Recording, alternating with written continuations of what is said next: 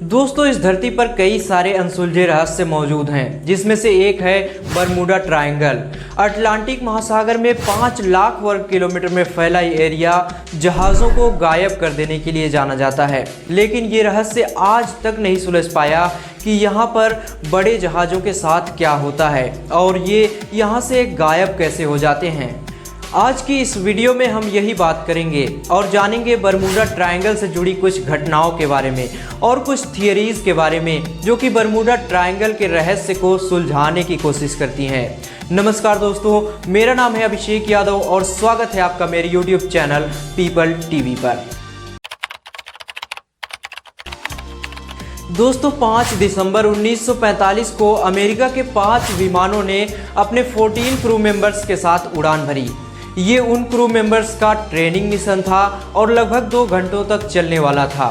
उन crew members में से चार्ल्स टेलर ही एकमात्र अनुभवी पायलट थे जो कि उन्हें लीड कर रहे थे। उड़ान भरने के कुछ देर बाद तक सब कुछ नॉर्मल चल रहा था, मौसम भी बिल्कुल साफ था। लेकिन कुछ देर बाद मौसम अचानक से खराब होने लगा और चार्ल्स टेलर को लगा कि उनका कंपास ठीक से काम नहीं कर रहा है और ये गलत दिशा बता रहा है। रेडियो ट्रांसक्रिप्ट से पता चलता है कि फ्लाइट 19 के क्रू मेंबर्स अपनी दिशा को लेकर उलझन में थे। चार्ल्स टेलर को लग रहा था कि वे फ्लोरिडा के ऊपर हैं, लेकिन बाद में ग्राउंड स्टाफ के विश्लेषण से पता चलता है कि वे बाहामास द्वीप के पास हैं और साउथ ईस्ट में ट्रैवल कर रहे हैं। जूनियर पायलट्स ने सुझाव दिया कि वे ईस्ट की दिशा में ट्रैवल कर रहे हैं और उन्हें वापस जाने के लिए वेस्ट की दिशा में जाना चाहिए। लेकिन लेफ्टिनेंट चार्ल्स को लगा कि वे ऑलरेडी वेस्ट की दिशा में ट्रैवल कर रहे हैं और उन्हें वापस जाने के लिए ईस्ट में जाना चाहिए और वे ईस्ट में चले गए। इसके बाद उसी रात उनके बचाव के लिए PBM मरीनर सी प्लेन नाम का एक जहाज 13 क्रू मेंबर्स के साथ भेजा गया। लेकिन उस जगह पर पहुंचने के बाद ये जहाज भी अचानक से गायब हो गया और जिस जगह पर ये जहाज गायब हो रहे थे उस जगह का नाम है बरमूडा ट्रायंगल और ये अटलांटिक महासागर में स्थित है।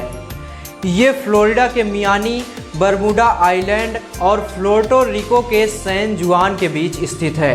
इन तीनों जगहों को अगर एक सीधी रेखा में मिला दिया जाए तो एक ट्रायंगल बनता है। इसे ही बरमूडा ट्रायंगल कहा जाता है। पिछले 100 सालों में 75 से ज़्यादा हवाई जहाज और 100 से ज़्यादा छोटे बड़े पानी के जहाज इसमें समा चुके हैं और 1000 से ज़्यादा लोगों की मौत हो चुकी है और यही कारण है कि ये एक रहस्य बना हुआ है। इसे डेविल ट्रायंगल के नाम से भी जाना जाता है। 1964 में फ्लाइट 19 के गायब होने पर एक लेख लिखा गया, जिसके बाद बरमूडा ट्रायंगल की भयानकता और बढ़ गई। इसके बाद कई सारी बुक्स लिखी गई बरमूडा ट्रायंगल के ऊपर और कई सारी मूवीज़ भी बनाई गई। बरमूडा ट्रायंगल को लेकर कई लोगों ने अपने अपने विचार देने शुरू किए।